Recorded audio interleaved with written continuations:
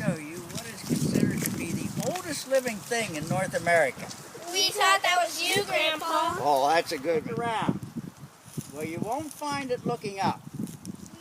Sticks and leaves and stuff. Yeah, and this viney stuff. Well, this forest may look like any other patch of woods, but this viney stuff is pretty special. In fact, it's actually prehistoric. Cool. This low-growing plant is called Gallicacia brachycera, which is a scientific name, but most of us just simply call it the box huckleberry. So what makes it so special? Does it look really special? Well, you might find this hard to believe, but this small plant that only grows to be about 12 inches tall is actually a giant in the plant world. Really? Yes, botanists, those are guys who study plants, believe this plant is about 1,300 years old. Wow. It has been said to be the oldest continuous growing organism, not only in Perry County, but anywhere. Wow. It's really amazing. Notice how shady it is here. The box huckleberry likes to grow along shady banks of our pine and oak woods. Get down there and touch it once. See, it's evergreen. That means that it keeps its leaves all winter long, and it's green all winter long.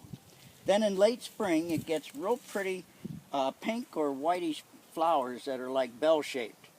And then later on, it'll develop berries. And they look a little like blueberries, and I know you boys like blueberries, but you wouldn't like these. You're right that the box huckleberry seems viney, but it's actually a low-growing shrub, and the flowers are sterile.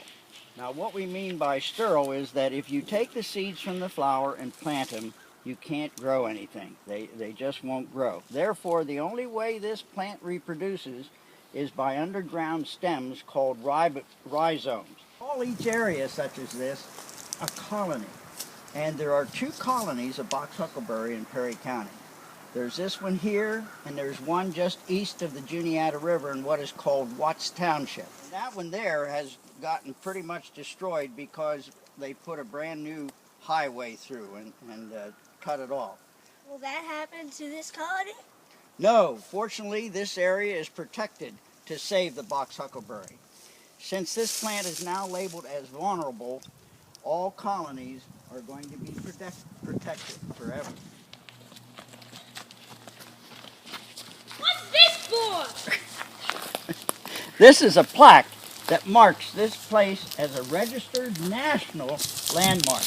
That means that the National Park Service in 1967 decided that this colony of box huckleberry is a national treasure. And as you know, we must protect our natural treasures.